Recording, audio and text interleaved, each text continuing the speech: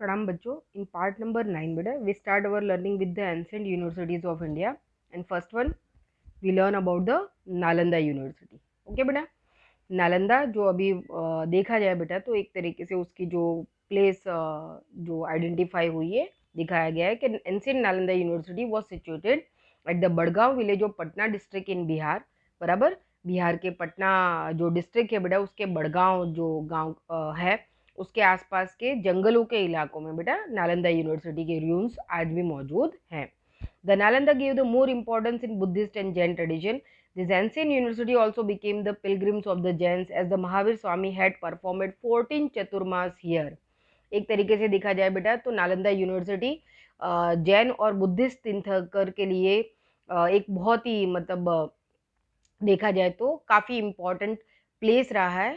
और ख़ास करके जैनिज़्म के लिए इस वजह से वो इम्पोर्टेंट बन गया था क्योंकि जो महावीर स्वामी थे उनके जो 24वें तीर्थंकर माने जाते हैं, उन्होंने जो है वो 14 चतुर्मास जो है बेटा वो यहाँ पे उन्होंने स्पेंड किए थे। इस वजह से ये सेंटर जैनिस्ट के लिए काफ़ी इम्पोर्टेंट हो गया। लेकिन नालंदा का इम्पोर्टेंट दूसरे रूप में देखा जाए बेटा तो बौद्धिस्ट जो नॉलेज है बेटा जो बुद्धिस्ट ज्ञान है उस वजह से पूरी दुनिया में फेमस माना जाता है। ओके, तो आगे हम इसके बारे में पढ़ते हैं।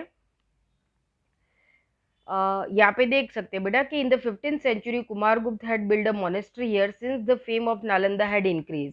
अब लगभग 5th सेंचुरी के आसपास बेटा जो कुमारगुप्त थे उस समय इंडिया के ग्रेट रूलर, उन्होंने नालंदा में मोनेस्ट्रीज बेटा विहारास बनवाए, जिसकी वजह से धीरे धीरे बेटा नालंदा की जो प्रसिद्धि है वो काफ़ी मतलब एक तरीके से बढ़ने लगी।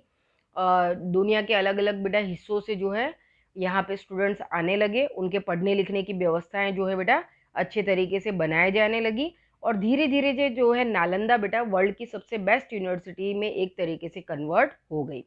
Since the fame of Nalanda had increased, there were the thousands of priceless treasures of manuscript. This was a pious place of the Indian culture. Nalanda university का बेटा अपना ही एक इतिहास रहा है। यहाँ से हमको हजारों हस्तलिखित जो ग्रंथ है बेटा उसके अमूल्य भंडार जो बोला नालंदा के आर्चीव्स में, उसके म्यूजियम्स में, उसके लाइब्रेरीज में से मिले हैं।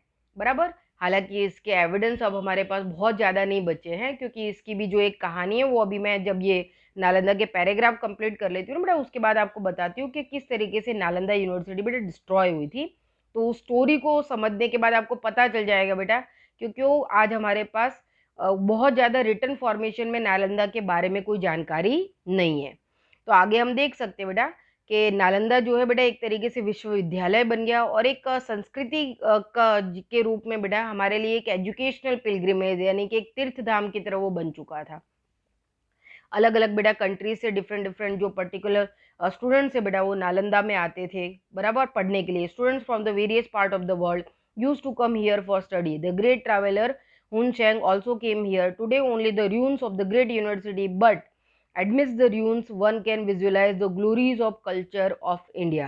क्लियर बेटा, यहाँ पे हमने देखा कि जो चाइनीज ट्रैवलर है यून श्वांग बराबर वो भी यहाँ पे आए थे और एक तरीके से देखा जाए तो ये दुनिया का जो महान विश्वविद्यालय बेटा वर्ल्ड की ग्रेट यूनिवर्सिटी है, आज भी इनके खंडरों को देखते हुए बेटा इसके जो रून्स है जो इसके खंडर हैं बेटा उसको देखकर हम इसकी ग्लोरी का बेटा उसकी भव्यता का उसकी संस्कृति का हम जो एक झांकी हमको मिलती है बेटा उससे ही हम अंदाजा लगा सकते हैं कि ये कितनी ग्रेट यूनिवर्सिटी रही होगी।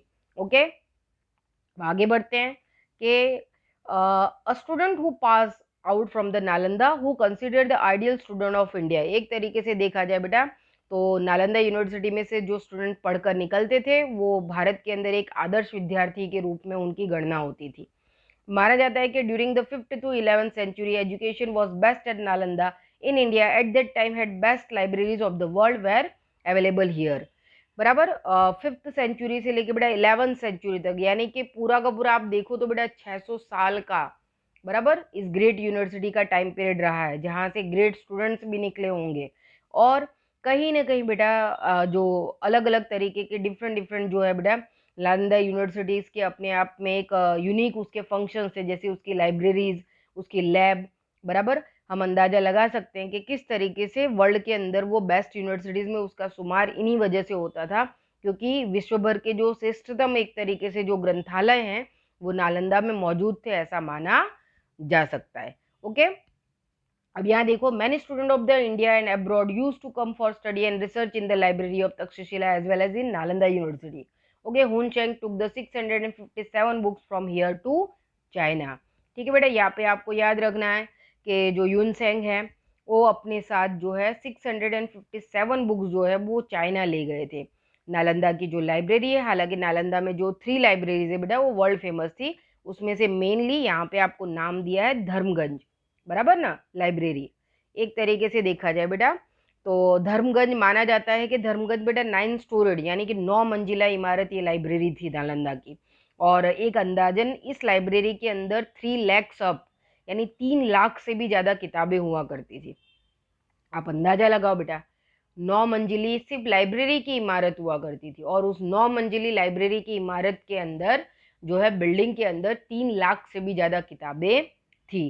तो आप अंदाजा लगा सकते हो बेटा कि जब यूनिवर्सिटी की लाइब्रेरी इतनी ग्रेट थी, है ना, इतनी बड़ी थी, 9 मंजिली इमारत माना जाता है, और उसमें 3 लाख से भी ज्यादा किताबें, कैलकुलेशन ऐसा निकाला गया है अंदाजन कि इतनी किताबें उस समय नालंदा की लाइब्रेरी में हुआ करती थी। तो अपने आप में बताता है बेटा कि वो कितना बड़ा एजुकेशन हब रहा होगा, और वहां पे कितने सारे रिसर्चेज हुए होंगे। नालंदा के रूम्स देखने पे हमको पता चलता है बेटा कि यहाँ पे नीचे का जो पैराग्राफ है वो कंप्लीट करने के बाद आपको मैं थोड़ा सा एक उसका जो है स्ट्रक्चर भी समझाने की कोशिश करती हूँ। कि यहाँ पे देखो बेटा कि Hiuen Tsang visited in the 7th century, there were the 7 use halls in the university, there were the 300 rooms for delivering the lectures, बराबर। 7th सेंचुरी के आसपास बेटा यून शेंग जो है उन्होंने विजिट किया था। टोटल 7 यूज हॉल थे बेटा, कितने, 7 यूज हॉल्स हुआ करते थे, 300 रूम्स थे बेटा लेक्चर्स के लिए, बराबर। और specially monasteries were built for dwelling of students, many villages were donated for university and sustenance। आप लोगों ने 7th स्टैंडर्ड में बड़ा एसएस में पढ़ा था कि कैसे जो राजा हर्षवर्धन थे उस समय, है ना, साउथ में पुलकेशी टू थे और नॉर्थ के अंदर हर्षवर्धन थे, राजा हर्षा के नाम से जिनको हम जानते हैं।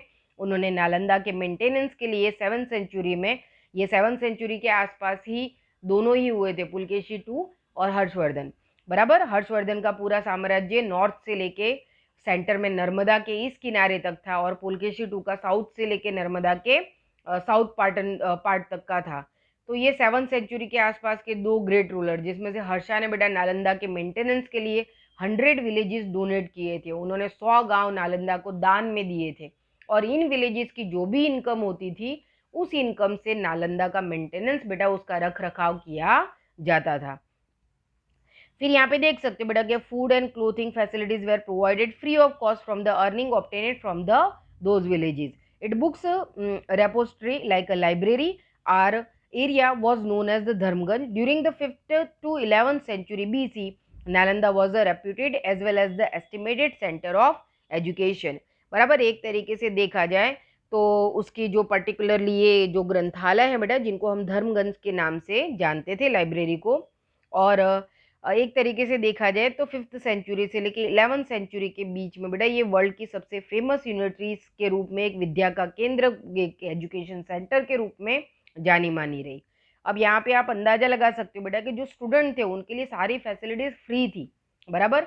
फ्री क्यों थी ये भी हम समझ गए, क्योंकि 100 विलेजेस डोनेट किए गए थे, और उसका जो भी इनकम होता था वो साला नालंदा के मेंटेनेंस के ऊपर खर्च किया जाता था। हर्षवर्धन ने ये सारी फैसिलिटीज अवेलेबल करवाई थी। लेकिन यहाँ पे एंट्रेंस कैसे मिलता था, एक तरीके से एंट्रेंस एग्जाम होती थी। आज आप देखते हो ना, ये जी देखते हो, नीट देखते हो, मेडिकल में, इंजीनियरिंग में, बड़े बड़े उसमें एडमिशन लेने के लिए बच्चे एंट्रेंस एग्जाम्स देते हैं। आप सोचो कि ये पूरा का पूरा जो सिस्टम है ये नालंदा में 5th सेंचुरी से फॉलो किया जाता था, तक्षशिला में फॉलो किया जाता था। नालंदा का अपने आप में यूनिक सिस्टम था। क्यों? क्योंकि नालंदा एक तरीके से जो यूनिवर्सिटी है ना, ये भी एक फोर्ट की तरह कवर थी, बड़ा सा गेट होता था। गेट के बाहर का जो मैदान होता था बेटा, वहीं पे स्टूडेंट आके जो है एग्जाम्स देते थे। जब वो एग्जाम में पास हो जाते थे तब उनको गेट से अंदर एंट्री मिलती थी। यानी एग्जाम में पास होने के बाद अगर नालंदा के गेट से आपको एंट्री मिल गई है, उसके बाद आपका पढ़ाई लिखाई, वहां रहने खाने का कोई खर्च नहीं है। शर्त सिर्फ एक ही होती थी कि आपको एंट्रेंस एग्जाम पास करनी है। अगर आप एंट्रेंस एग्जाम में पास हो गए तो नालंदा में आपको एडमिशन मिल जाएगा, आप फ्री ऑफ कॉस्ट वहाँ पे पढ़ेंगे, आपकी सारी सुविधाओं का ध्यान रखा जाएगा। प्रोफेसर्स ग्रेट हुआ करते थे बेटा, है ना। ऐसा नॉलेज था कि मतलब दुनिया आज भी मतलब उस चीज को मानती है।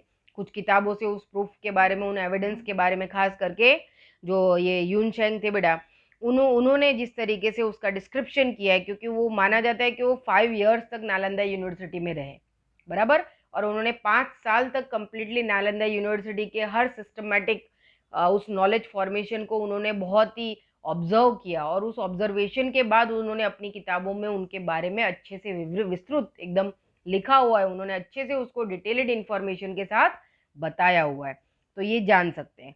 अब यहाँ पे बेटा हमारे बुक्स में भले ये नहीं बताया कि इतनी बड़ी यूनिवर्सिटी जिसका 600 साल का इतना ज़्यादा ग्रेट एक तरीके का बेटा हिस्टोरिकल अपने आप में एक इतिहास रहा है उसका, ये खत्म कैसे हो गई, आखिर ऐसा तो क्या हो गया, और ये इतिहास फिर गुमनामी के अंधेरों में पिछले 1000 में खो कैसे गया, बराबर। तो इसके बारे में भी बहुत सारी ऐसी कहानियां निकल कर आती हैं, लेकिन जो सबसे ज्यादा ट्रुथफुल है, यानी जिसके ऊपर विश्वास किया जा सकता है बेटा, वो उस समय के रूलर बख्तियार खिलजी की स्टोरी है, बराबर। बख्तियार खिलजी काफी कट्टरपंथी राजा हुआ करता था। बिहार के आसपास के प्रदेशों में उसका शासन था बेटा। जहाँ पे नालंदा है, नालंदा यूनिवर्सिटी अभी जहाँ पे उसके रूइन से ना बेटा, वहां से लगभग 65 किलोमीटर दूर एक थोड़ा सा छोटा सा टाउनशिप है जिसको बख्तियार जंक्शन आज भी कहा जाता है। आज भी रेलवे स्टेशन है यहाँ पे बख्तियार जंक्शन के नाम से। ये वही बख्तियार खिलजी है जो उस समय बिहार पे शासन करता था। माना जाता है कि बख्तियार खिलजी बहुत ही कट्टरपंथी था बेटा, वो अपने धर्म की सोच के साथ बहुत जुड़ा हुआ रहता था। कहते हैं कि एक बार कुछ इस तरीके के मैंने कुछ अलग अलग हिस्टोरिकल जो उसमें आता है उसमें मैंने थोड़ा उनके बारे में जानने की कोशिश की थी कि ऐसा तो क्या हुआ कि उन्होंने पूरी नालंदा यूनिवर्सिटी जला दी। एक्चुअली वो काफ़ी बीमार रहने लगे बेटा। अब क्या होता कि वो जो इस्लामिक उनके जो उलेमाज वगैरह होते हैं, जो दवाई दर्पण उनके वैद करते थे, वो अपना ही चला रहे थे। तो जो नालंदा के प्रोफेसर थे बेटा, उन्होंने उनसे बातचीत की, उन्होंने कहा कि हम आपका उपचार कर सकते हैं। तो वो बोले कि आप जिस तरीके की वैदिक दवाइयाँ और हर्बल प्लांट्स वगैरह यूज़ करते, बोले ये मेरे धर्म में मान्य नहीं है, मैं नहीं खा सकता आपकी ये दवाइयाँ, इससे में तो मेरा धर्म जो है वो हो जाएगा। तो जो प्रोफेसर थे उन्होंने फिर उनको समझाया कि अच्छा कोई बात नहीं, आप हमारी दवाइयाँ मत खाइए, लेकिन अगर मैं आपके लिए एक किताब बना के लाऊंगा जो आपकी भाषा में लिखी रहेगी, क्योंकि उस समय जो प्रोफेसर्स होते थे उस समय की सारी भाषाओं का नॉलेज भी रखते थे। ऐसे भी ग्रेट प्रोफेसर्स नालंदा में तब थे। तो उन्होंने बोला कि मैं आपके लिए एक किताब लिखूंगा, उस किताब को आप रोज उसका एक पेज आपको पढ़ना है, जिससे धीरे धीरे आपको काफी फायदा होता हुआ दिखेगा। तो खिलजी इस बात के लिए तैयार हो जाता है, बख्तियार खिलजी, ठीक है, बोले मैं ये कर सकता हूँ, किताब पढ़ने में क्या है, और बोले जब मेरे ही धर्म और उस चीज से रिलेटेड है तो मुझे उसमें कोई वो नहीं है आपत्ति। वो जो प्रोफेसर थे बेटा, वो बहुत ही मतलब ज्ञानी एकदम, बहुत उनका केमिस्ट्री का उनका नॉलेज अपने आप में रिमार्केबल था। उसके साथ साथ जो हर्बल मतलब एक तरीके से मेडिकल डिपार्टमेंट के वो के हुआ करते थे, उन्होंने सारे जो मेडिसिनल हर्बल प्लांट्स से जो उसकी बीमारी में काम आ सकते थे, उन सब का एक मिक्सचर प्रिपेयर किया, उससे उन्होंने कुछ इंक जैसा वो फॉर्म बनाया। तो जैसे आप लोग आज के समय में वो कार्ड वगैरह होता है या कोई बुक्स होती है, पता है उसमें से स्मेल खुशबू आती है एक, और जब तक हम उसको पढ़ते रहते हैं वो खुशबू हम एक तरीके से इनहेल करते हैं बेटा अपने जाहिर आराम से जब वो स्प्रेड हो रही है तो जाएगी, क्योंकि हम उसको पढ़ रहे हैं, और थोड़ा सा जोर से जब बोल के पढ़ते हैं तब ये ज़्यादा होगा। तो यहाँ पे उन्होंने वो पूरी इंक बेटा उस तरीके के मेडिसिनल हर्बल जो प्लांट्स वगैरह थे जो उसकी बीमारी को ठीक कर सकते थे, उससे उन्होंने उस इंक को प्रिपेयर किया, वो पूरी बुक लिखी, उनको दी। उनको कहा गया कि रोज आपको इस किताब का एक पेज पढ़ना है। बख्तियार खिलजी रोज उस एक किताब के पेज को पढ़ता। धीरे धीरे धीरे धीरे कुछ 1 डेढ़ महीने के अंदर जैसे जैसे किताब खत्म होने लगी वो ठीक होने लगा। ओके।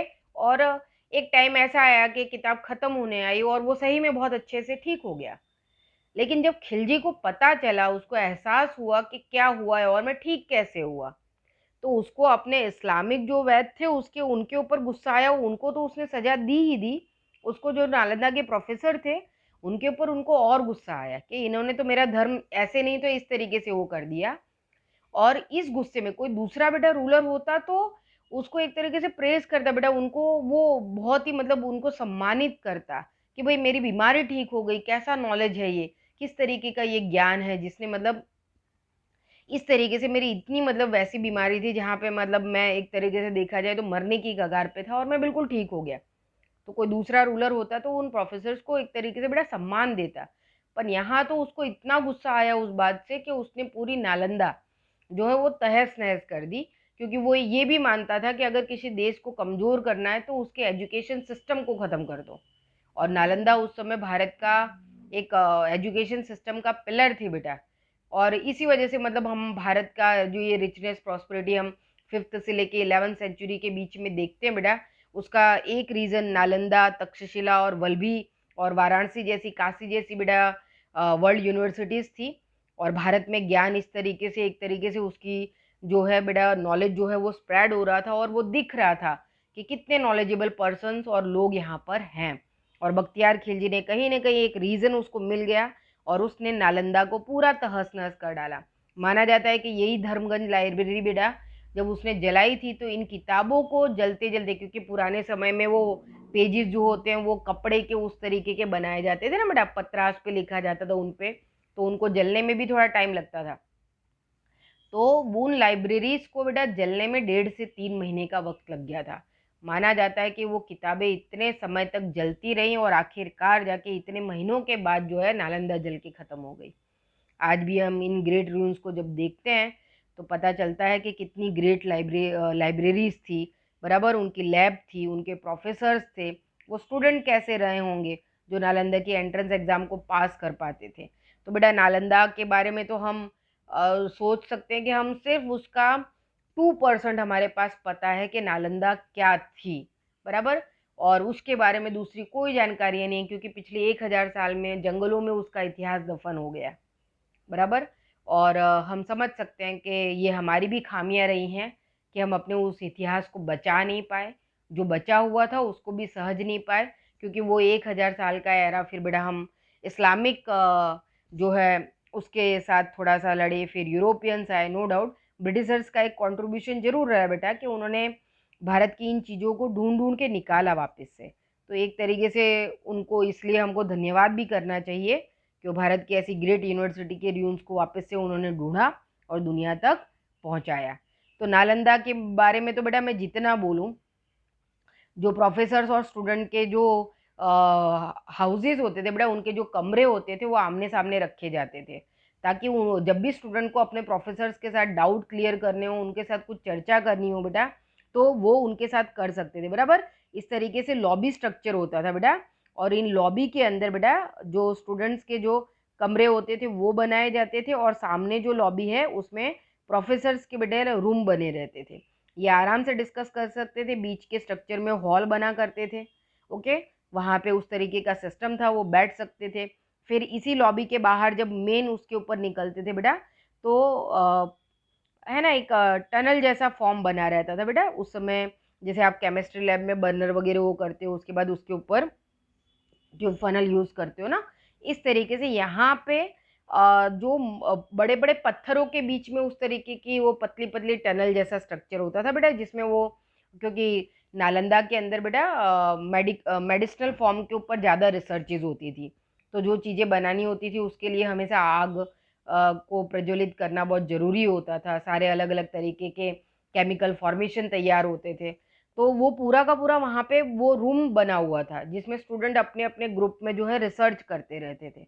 तो बड़ा अपने आप में यूनिक एक बेटा उसका फंक्शन था, उसके कामकाज करने का तरीका था, उसके प्रोफेसर्स थे, उसके जो है स्टूडेंट थे बेटा। तो जितना हम उसके बारे में जान पाए बेटा, तो इतने से ही पता चलता है, अगर हमारे पास उसकी पूरी जानकारी होती तो हम समझ सकते थे कि नालंदा यूनिवर्सिटी क्या थी, ओके। अब इसके बाद जो है बेटा हम नेक्स्ट जो है तक्षशिला जो है विद्यापीठ के बारे में, वर्ल्ड यूनिवर्सिटी के बारे में देखेंगे, ओके।